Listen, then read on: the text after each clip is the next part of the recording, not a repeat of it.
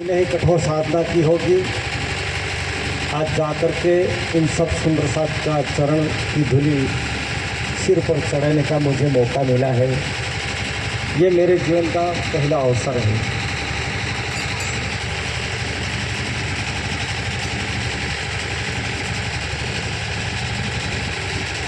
मेरी आवाज़ आप सुने उससे पहले उस मशीन की आवाज़ ज़्यादा सुनाई देती है तो शायद मज़ा नहीं आएगा। क्या करें, अब चलाना पड़ेगा।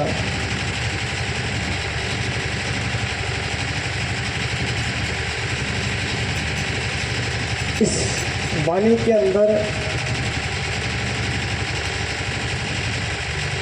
ये चौपाई हमने बोली है कि आओ अवसर केम भूलिए। शायद ये बात हम बहुत साल से सुनते आ रहे होंगे, कई सुंदर साथ ने सुना भी होगा और हम पढ़ते भी आए हैं और आगे भी पढ़ते रहेंगे। छोटी छोटी बातें बहुत कुछ सिखा करके जाती है। हमारे बीच में बहुत से महाराज जी आते हैं, प्रचारक आते हैं और इस वाणी को सुनते सुनते हमारा भी शायद समय बहुत लंबा निकल गया। सुनने वाले आएंगे, सुनाने वाले आएंगे। पहले समय ऐसा था कि सुनने वाले नहीं थे, सुनाने वाले थे और आज भी है। आज सुनने वाले ज़्यादा है और सुनाने वाले भी कम हैं। लेकिन वाणी में एक चौपाई आती है कि हमारा समय हाँ हाँ हाँ करते करते करते इस गेट से बाहर जाते समय हम भूल जाते हैं। ऐसा शायद हमने आज तक करते करते करते इतना समय निकाल दिया। मुझे लगता है, मैं अपना अनुभव बताता हूँ। वाणी कहती है कि आवो, ये गुजराती भाषा में चौपाई उतारी श्री जी ने।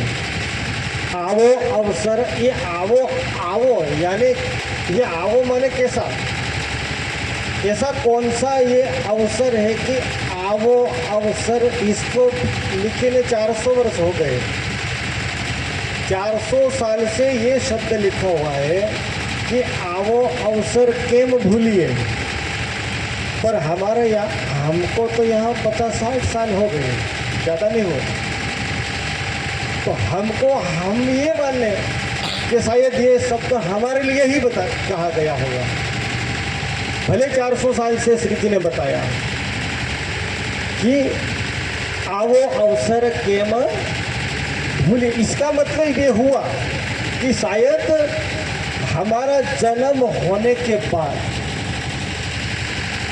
पूर्व जन्म जब हम पीछे देखते हैं तो हमें पता नहीं है कि हम पहले कहाँ थे, पहले हम किस शरीर में थे, पहले हमारे अंदर जब हम यहाँ बैठे हैं हमारा जीव पहले कहाँ था, वो हमें पता नहीं है। आज यहाँ आए हैं इस धरती के ऊपर, उसमें जाग करके हम देखते हैं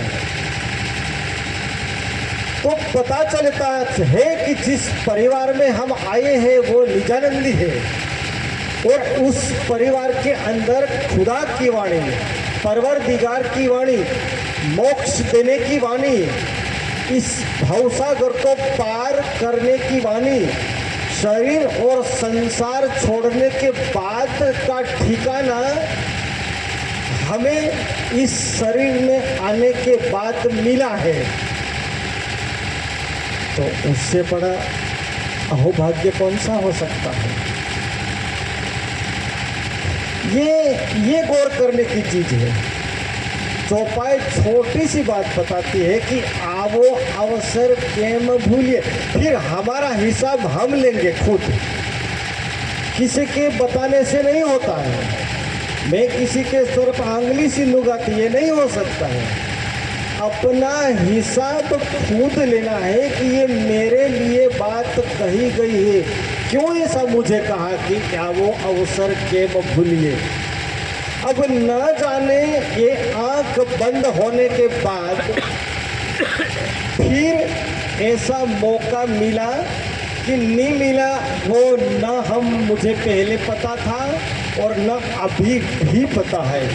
इसलिए उसका पता जानने के लिए जब हम इस धरती पर आए, हम इस परिवार के अंदर आए, हमको तारतम्य मिला।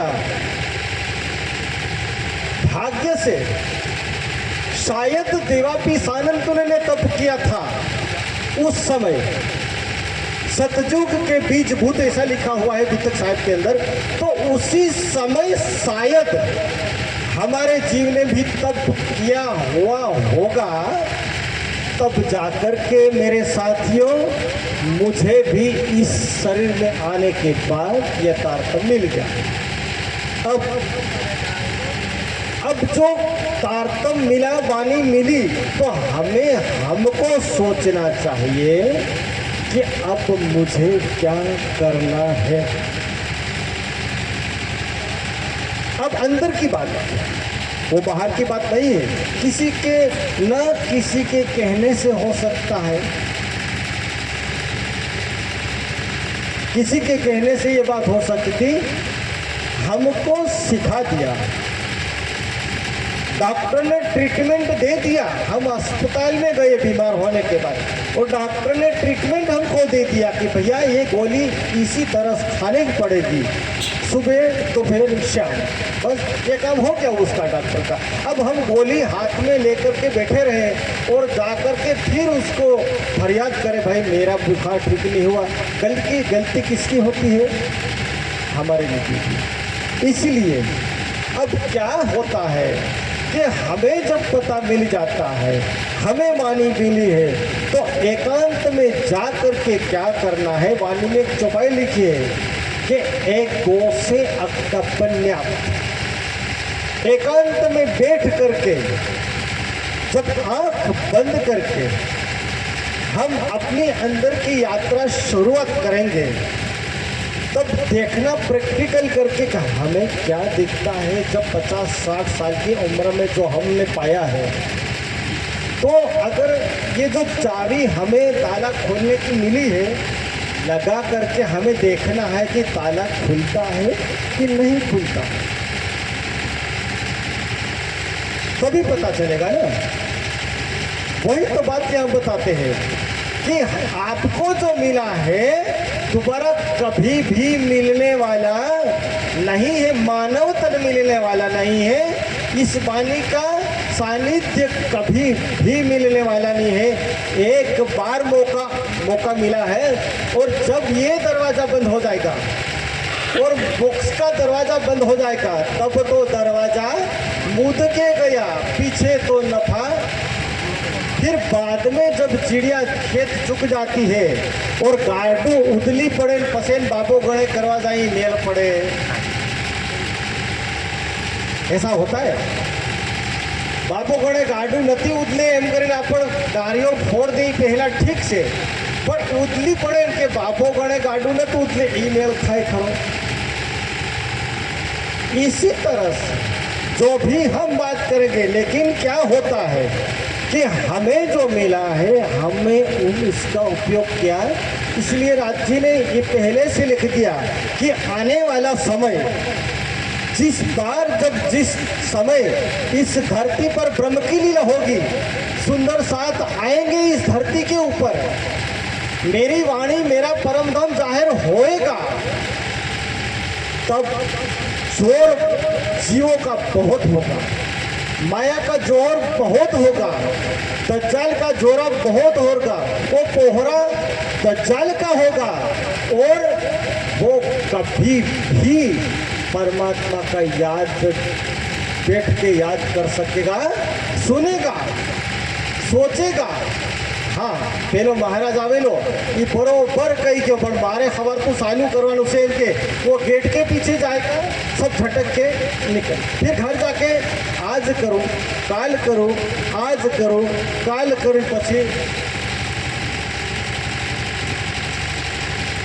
फिर वहाँ घूस नहीं चलती कि हे मेरे परवरदिगार, हे मेरे धाम के धनी, मैं आपको 2 करोड़ रुपए देता हूँ, एक बार और मुझे मानव तन दे दे, अब की बार तो मैं नहीं चूकूंगा। ऐसा कभी होता तब तो अदानी है ना, अदानी वो पहले से खरीद लेता परमात्मा को, वो पहले खरीद लेता, लेकिन ऐसा नहीं है। ऐसा कभी होता, इसलिए मेरे साथियों, हमें जब मिला है तो हमारे अंदर झांक करके देखना है कि मेरे अंदर क्या है।